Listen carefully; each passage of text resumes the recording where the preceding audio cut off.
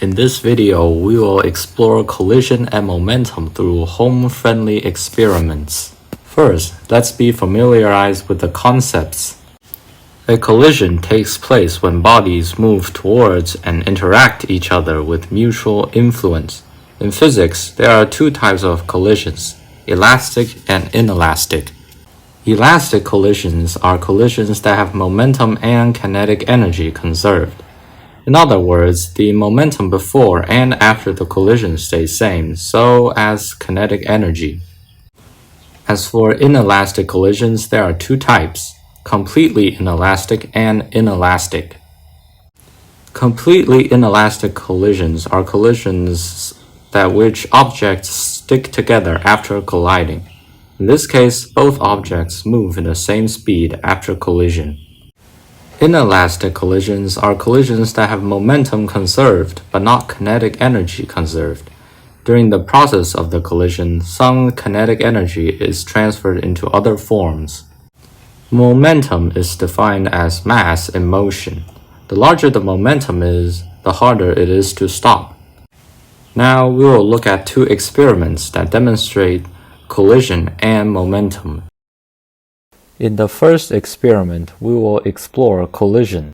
To conduct this experiment at home, you will need the following materials: a rectangular pan with a flat bottom, 2 small glass cups, tape, and some paper.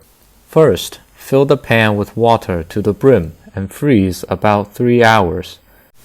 Take the pan out of the freezer and set it on the table. First, we will demonstrate elastic collision. Gently push both cups towards each other with the same force.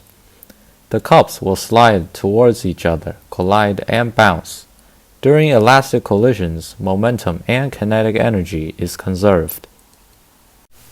Next, we will demonstrate inelastic collisions.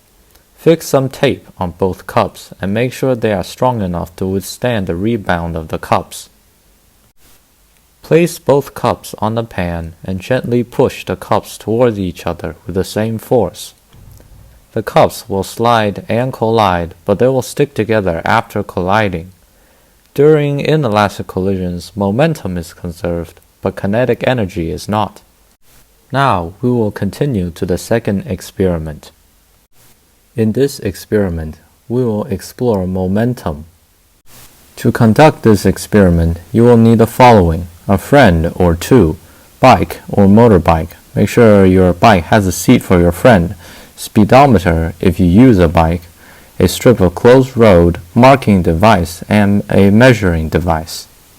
The experiment will have 4 scenarios: low speed plus 1 person, high speed plus 1 person, low speed plus 2 person, high speed plus 2 person.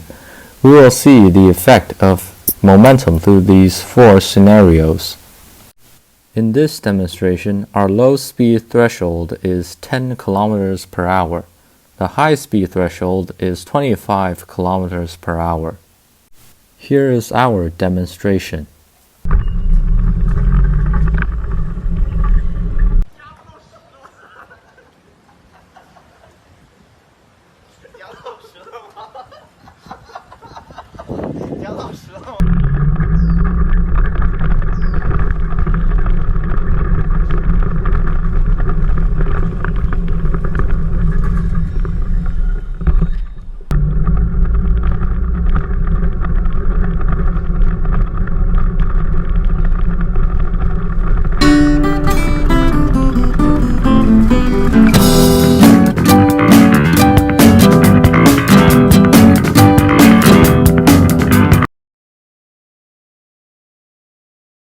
In the first trial, or the 1 person at a speed of 10 kilometers per hour, the braking distance is 6.57 meters. In the second trial, or the 2 person with 10 kilometers per hour, the braking distance is 10.98 meters. In the third trial, or 1 person with a speed of 25 kilometers per hour, the braking distance is 11.45 meters. In the last trial, 2 person with 25 kilometers per hour, The braking distance is 21.56 meters. Here, the first trial has the shortest braking distance and therefore the smallest momentum, while the last trial has the longest braking distance and therefore the largest momentum. The bike in the first trial was relatively easy to stop, while the last trial was the hardest to stop.